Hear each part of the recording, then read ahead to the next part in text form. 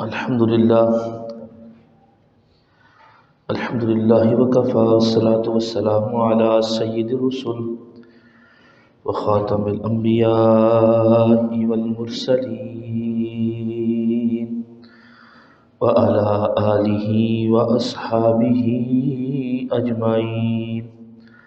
اما بعد فاعوذ باللہ من الشیطان الرجیم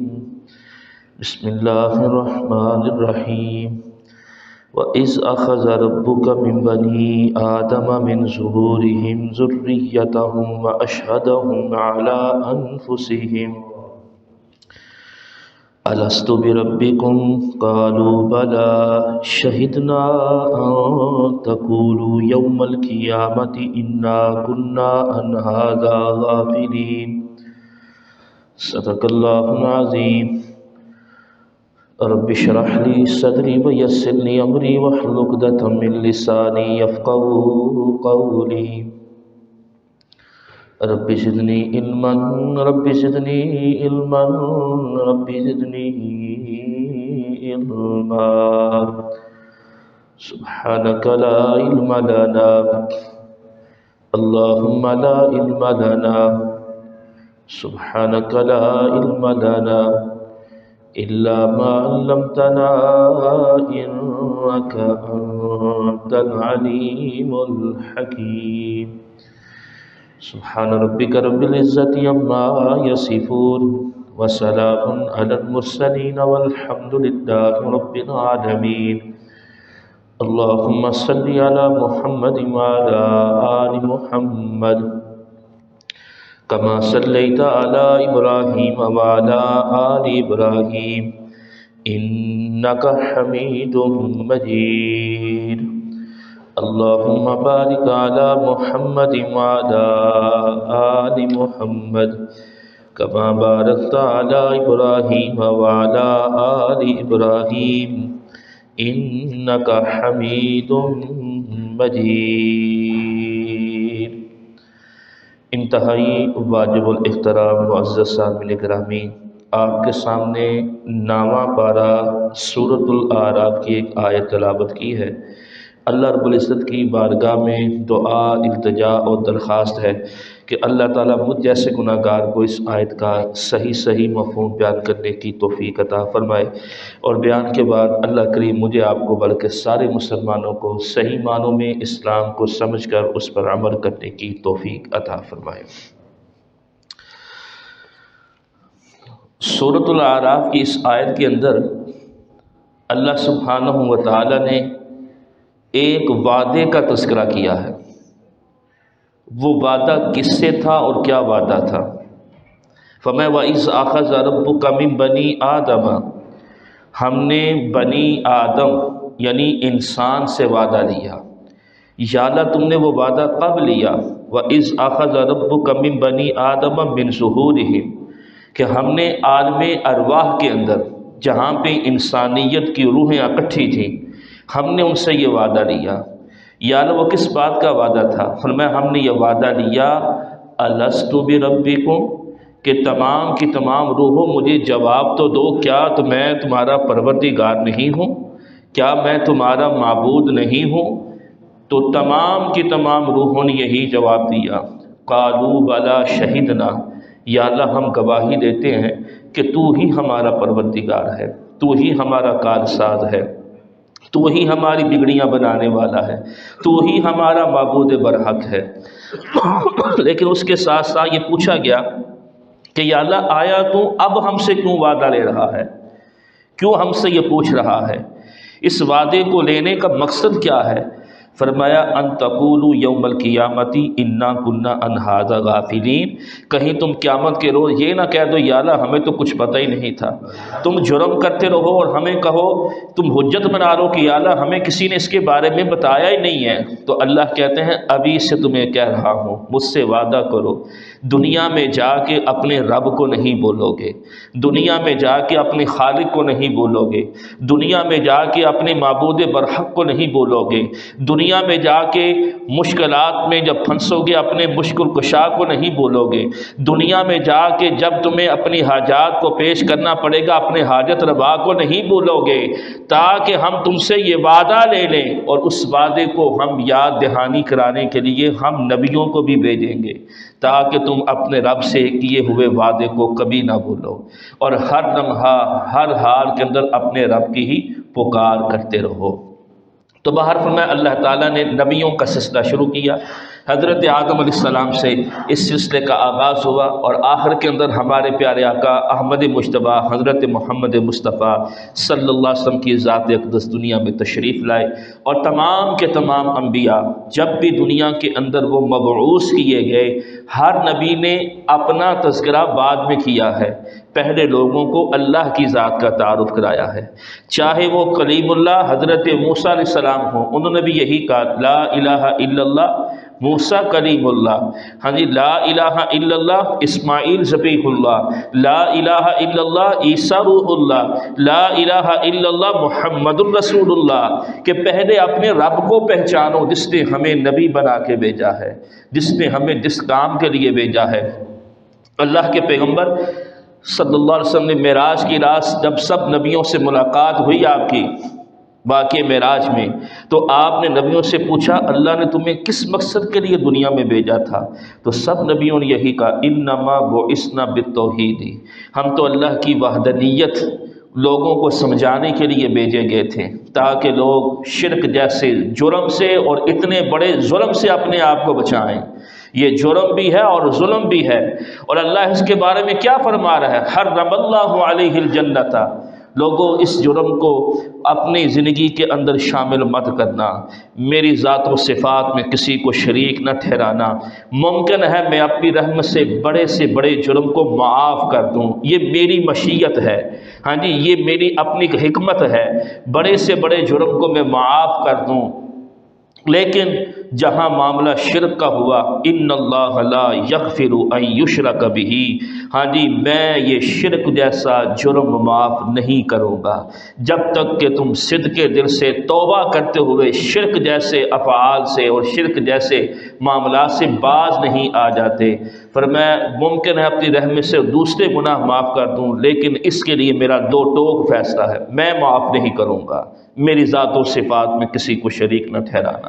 اور فرمایا اتنا بڑا جرم ہے، اللہ فرماتے جب انسان کہتا نا کہ اللہ تعالیٰ نے اپنے نائب بنا رکھے ہیں، اللہ نے اوروں کو اختیار دے رکھے ہیں، آج یہی تو معاملہ چل رہا ہے، اوروں کو اختیار دے دیا، جی فلاں کو اختیار دے دیا، اللہ فرماتے ہیں قریب ہے زمین و آسمان پھٹ جائے جب تم اپنی زبان سے یہ جملہ کہتے ہو کہ اللہ کے شریک ہیں، حالانکہ میرا کوئی شریک نہیں، میں وحدہ لا شریک ذات ہوں۔ اور اللہ تعالیٰ نے بارہا اس چیز کے بارے میں قرآن میں اس مسئلے کو واضح کیا تاکہ لوگ اس جرم عظیم سے اور اس ظلم عظیم سے اپنے آپ کو بچا سکیں، اور اسی بات کی دعوت ہر نبی نے اپنے دور کے اندر دی کہ لا الہ الا اللہ، لوگوں ہمارا تعارف بعد میں، ہم تمہیں اپنے رب کا تعارف کرانے کے لیے آئے ہیں، اللہ کے سوا تمہارا کوئی معبود نہیں۔ لیکن ظلم اور جرم اور جہالت کی انتہا تو یہ ہے کہ نبی تو آئے تھے اسی کام کے لیے، لوگوں کو سمجھانے کے لیے، کسی نبی نے واللہ اپنی بندگی کا حکم کسی کو نہیں دیا، کسی پیغمبر نے یہ نہیں کہا کہ ہمارے دنیا سے جانے کے بعد ہماری بندگی کرنا۔ یہ انسان ایک طرف محبت کا دعویٰ کرتا ہے، ہاں جی، اور محبت کی دعویٰ کرتے ہوئے اس کی آڑ لیتے ہوئے انہی ہستیوں کو جنہوں نے ان کو رب کا تعارف کرایا ان کو ہی رب کا شریک بنانا شروع کر دیتے ہیں۔ آئیے قرآن میں دیکھتے ہیں قرآن کیا کہتا ہے، ما کان لبشر ان یؤتیہ اللہ الکتاب، سورۃ آل عمران ہے، 3 پارہ ہے، ما کان لبشر، کسی انسان کے یہ شایان شان نہیں اور کسی نبوت والے کے لیے یہ شایان شان نہیں، ان یؤتیہ اللہ الکتاب، اللہ نے اس کو کتاب عطا کی ہو، یعنی اللہ نے اس کو حکمت عطا کی ہو، اللہ نے اس کو نبوت عطا کی ہو، ثم یقول للناس، پھر وہ لوگوں سے کہے کونوا عبادا لی من دون اللہ، اللہ کو چھوڑ کر میری بندگی کرو، کسی پیغمبر نے نہیں کہا۔ آج قرآن سے دوری ہے، آج لوگوں کو دھوکے میں رکھا ہوا ہے، کاش کہ قرآن کو لوگ اصل نگاہ سے دیکھیں کہ قرآن ہم سے کیا مطالبہ کر رہا ہے۔ قرآن کے اندر وہ کون سا سمندر اور کون سے وہ ہیرے چھپے ہوئے ہیں جو ہم سے اس چیز کے اوپر لا رہے ہیں کہ اللہ کی بندگی کے اوپر آؤ۔ تو اللہ کا قرآن کہہ رہے ہیں میرے کسی پیغمبر نے یہ نہیں کہا میری بندگی کرو، یا اللہ پھر کیا کہتے رہے؟ وہ تو کہتے رہے وَلَٰكِن كُونُوا رَبَّانِيِّينَ، وہ تو کہتے تھے سب کو چھوڑ کے رب والے بن جاؤ، سب کو چھوڑ کے رب والے بن جاؤ، کیونکہ اللہ نے ہمارے یہ ذمہ کام لگایا ہے کہ ہم تمہیں اس مسئلے سے آگاہ کریں۔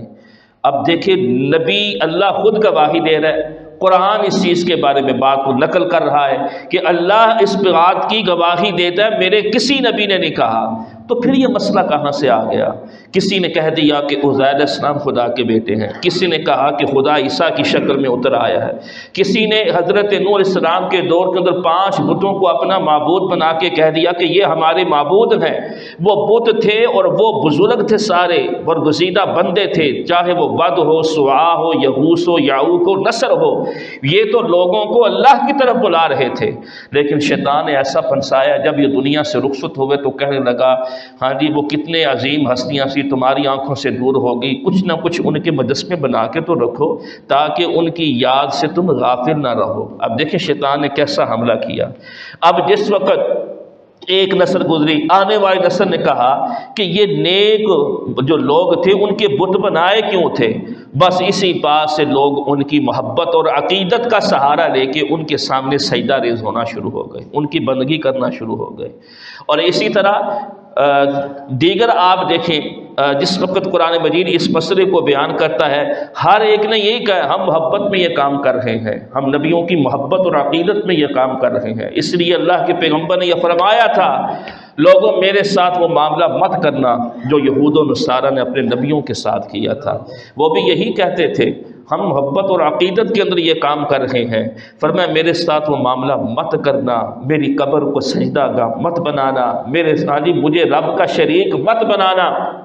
تو اللہ کے پیغمبر واضح لفظوں میں کہہ رہے ہیں، قرآن صاف کہہ رہا ہے، اس کے لیے کوئی الگ تفسیر تو نہیں رکھنا پڑے گی کہ ہمیں سمجھ نہ آئے۔ قرآن کا میں نے ترجمہ کیا ہے، اس میں کوئی الگ ایسی وضاحت کی ضرورت ہی نہیں ہے۔ قرآن نے واضح لفظوں میں اس بات کو بیان کر دیا ہے کہ ہر آدمی اس بات کو سمجھ سکتا ہے، ہر آدمی اس بات کو اپنے دل و دماغ کے اندر بٹھا سکتا ہے۔ تو بہرحال جس وقت انبیاء علیہ السلام نے لوگوں کو اللہ کی وحدانیت کا پیغام دیا، ان کے دنیا سے رخصت ہو جانے کے بعد لوگوں نے انہی کو رب کا شریک بنانا شروع کر دیا اور دعویٰ کیا ہم نبیوں سے محبت کرتے ہیں، ہم نبیوں سے عقیدت کرتے ہیں، ہم نبیوں کا احترام کرتے ہیں۔ بھائی ان کی عقیدت و احترام اور کسا محبت کی کوئی حد بھی اللہ نے تو قرآن میں بیان کیا نا۔ وہ لوگوں کو کہیں اللہ کی بندگی کرو اور تم ان کے دنیا سے جانے کے بعد انہی کو رب کا شریک بنانا شروع کر دو، اپنی پکار میں نبیوں کی پکار شروع کر دو۔ فرمایا ایسا اللہ اس چیز کا پیغام نہیں دیتا، نہ کسی نبی نے اس بات کا پیغام دیا ہے۔ وہ سارے کے سارے اللہ کی ذات کا تعارف کرانے کے لیے آئے تھے، اور اللہ اپنے نبیوں کے بارے میں کہہ رہا ہے جن کو میں نے نبوت سے نوازا ہے، نبی وہ ہو سکتا ہی نہیں ہے جو اپنی زبان سے کہے کہ میری بندگی کرو۔ یہ بات کے اندر عقیدت مندوں نے اس قسم کی باتیں بنا دی۔ افسوس ہے آج عقیدتیں بڑی ہیں، آج عقیدتیں بڑی ہیں، عقیدہ نہیں ہے لوگوں کا۔ ہر طرف دیکھو عقیدت ہے، عقیدت ہے۔ اور بھائی جس سے تم عقیدت کر رہے ہو اس کی زندگی کو اپنی زندگی کا حصہ بنانے کے لیے تم تیار کیوں نہیں ہو؟ جس سے تم عقیدت رکھتے ہو، محبت کرتے ہو، اس کی زندگی کو اپنانے کے لیے تم تیار کیوں نہیں ہو؟ آج محبت کی آڑ لے کر، آج ان سے عقیدت کی آڑ لے کر تم اتنا بڑا جرم کر رہے ہو۔ تو آئیے اس حوالے سے قرآن مجید سے پوچھتے ہیں کہ جن لوگوں نے نبیوں کو رب کا شریک بنایا، ہاں یہ قرآن ان کے بارے میں کیا وضاحت دیتا ہے؟ جیسا کہ یہ دسمبر کے حوالے سے حضرت عیسیٰ علیہ السلام کے بارے میں اور حضرت مریم صدیقہ کے بارے میں قرآن ان کی حقیقت کو کیا بیان کرتا ہے۔ دیکھیں یہی قرآن تھا کہ جب نجاشی بادشاہ کے سامنے پڑھا گیا تو اس کی آنکھیں نم ہو گئیں اور وہ رو پڑا، اور اس نے کہا کہ ایسے ہی لگتا ہے کہ جیسے ایک ہی شمعدان سے دونوں روشنیاں نکلی ہوں، ہماری کتاب اور تمہاری کتاب یعنی قرآن مجید۔ تو اس وقت کے لوگ مان گئے اس بات کو، اس وقت کے عیسائی لوگ مان گئے اس بات کو۔ آج ہم بھی ان کو یہی دعوت فکر دیتے ہیں کہ تمہارا مذہب اپنی جگہ کے اوپر، ہاں جی، تم نے اپنی خواہش پرستی کے مطابق اپنے عقائد بنائے اور اللہ کی کتاب کو اندر رد و بدل کیا۔ آؤ ہم تمہیں قرآن سے بتاتے ہیں کہ حضرت عیسیٰ علیہ السلام کی حیثیت کیا تھی۔ ہم ان کو پیغمبر مانتے ہیں، ہم ان کو نبی مانتے ہیں، لیکن ان کو معبود نہیں مانتے، اور نہ ہی ہم اللہ کا بیٹا مانتے ہیں، کیونکہ ہمارے قرآن کے اندر صاف سے قل هو اللہ احد اللہ الصمد لم یلد، اس نے کسی کو جنا نہیں، نہ وہ جنا گیا ہے، ولم یکن لہ کفوا احد، اور اس کا کوئی ہمسر ہو سکتا ہی نہیں ہے، اس کا برابر کوئی کفو ہو سکتا ہی نہیں ہے۔ تو قرآن مجید میں اللہ تعالیٰ نے حضرت مریم صدیقہ کا بھی تذکرہ کیا، کیونکہ ان کے اندر بھی مختلف قسم کے مسلک لوگ رکھتے ہیں۔ بعد حضرت عیسیٰ علیہ السلام کے بارے میں کہتے ہیں کہ خدا عیسیٰ کی شکل میں زمین پہ اتر آیا، بعد تثلیث کے قائل ہیں، یعنی اللہ کی ذات معبود، مریم صدیقہ معبود اور عیسیٰ علیہ السلام معبود، اور تیسرا ان کے اندر جو گروہ اور فرقہ ہے وہ کہتا ہے کہ حضرت عیسیٰ علیہ السلام خدا کے بیٹے ہیں۔ آیا ہم دیکھتے ہیں کہ قرآن اس کے بارے میں کیا کہتا ہے۔ ایک طرف وہ اپنے دلائل لوگوں کے سامنے بیان کرتے ہیں، قرآن مجید کے اندر 16واں پارہ ہے، سورۃ مریم ہے، اور اللہ تعالیٰ فرماتے ہیں کہ وَاذْكُرْ فِي الْكِتَابِ مریم، ذرا اس کتاب کے اندر مریم صدیقہ کا تذکرہ تو کیجئے۔ جن لوگوں نے مریم صدیقہ کو اپنا معبود بنا رکھا ہے، جنہوں نے حضرت عیسیٰ علیہ السلام کو اپنا معبود بنا رکھا ہے، آئیے قرآن اس بات کے اوپر آگاہی دے رہا ہے کہ کیا یہ معبود ہیں یا کہ نہیں، جس قسم کا یہ دعویٰ کر رہے ہیں۔ فرمایا کتاب میں دیکھیے حضرت مریم صدیقہ کا تذکرہ کہ جب وہ اللہ کی بندگی کے لیے مکان شرقیہ مشرقی جانب گئیں، فاتخذت من دونہم حجابا، اور انہوں نے پاکیزگی حاصل کرنے کے لیے، غسل کرنے کے لیے ایک پردہ بنایا، فارسلنا الیہا روحنا فتمثل لہا بشرا سویا۔ اب جب لفظ ہے نا شرقیہ مشرقی جانب، تو آج بھی لوگوں نے، ان کے عقیدت مندوں نے مشرق کی جانب اپنا قبلہ بنا رکھا ہے۔ اس کی بنیادی وجہ شرقیہ کہ حضرت مریم صدیقہ کی مشرق کی جانب گئی تھی۔